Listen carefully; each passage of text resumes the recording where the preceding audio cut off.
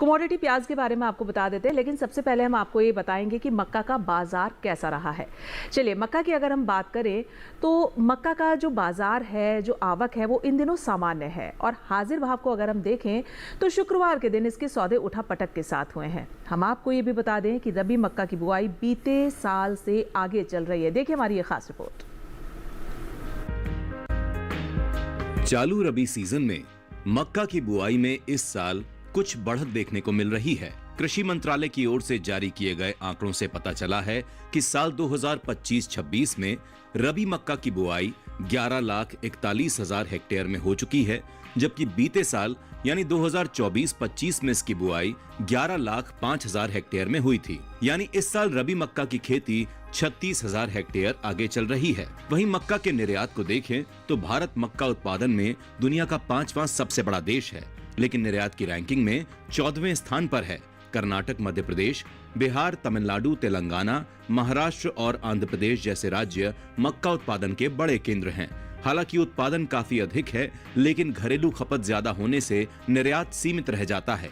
APEDA के ताजा आंकड़ों के अनुसार साल 2024 में भारत ने 14,42,000 मीट्रिक टन मक्का का निर्यात किया, जिसकी कीमत लगभग 443 मिलियन अमेरिकी डॉलर रही।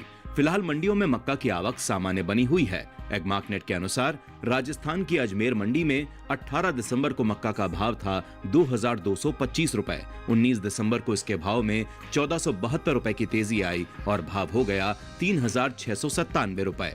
हालांकि राज्य की ही ब्याबार मंडी में बीते 2 दिनों के दौरान मक्का के भाव स्थिर रहे। यहां 18 और 19 दिसंबर को मक्का 2,400 रुपए पर बिकी। वहीं चित्तौड़गढ़ मंडी में इस दौरान मक्का के सौदों में तेजी के साथ कारोबार हुआ। यहां 18 दिसंबर को मक्का का भाव था 1,700 रुपए। 19 दिसंबर को इसके सौदे 100 रुपए मजबूत होकर 1,800 रुपए पर हुए। देश में इस साल मक्का की पैदावार रिकॉर्ड स्तर पर पहुंच सकती है। कृषि मंत्रालय के तीसरे अग्रिम अनुमान के मुताबिक साल 2024-25 में कुल उत्पादन लगभग 422.81 लाख टन रहने की संभावना है।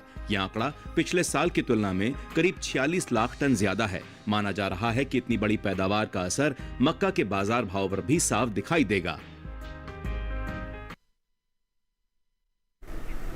और हमारे साथ हमारे कमोडिटी एक्सपर्ट लगातार स्टूडियो में मौजूद हैं, उनसे जानकारी ले लेते हैं मक्का के बाजार भाव पर।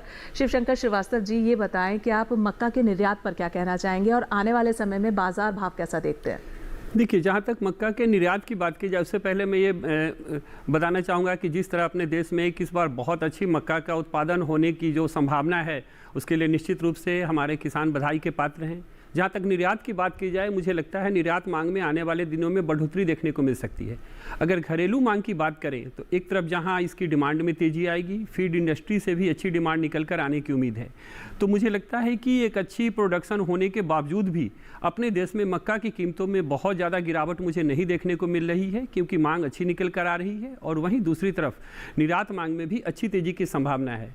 मुझे लगता है आने वाले दिनों में मक्का की कीमतों में बहुत ज़्यादा गिरावट नहीं देखने को मिल सकती है। थोड़ा बहुत उतार चढ़ाव बेशक आ सकता है, लेकिन कीमतें स्थिर रहेंगी और स्थिर क्या, मुझे लगता है आने वाले दिनों में इसकी कीमतों में बढ़ोतरी ही देखने को मिल सकती है।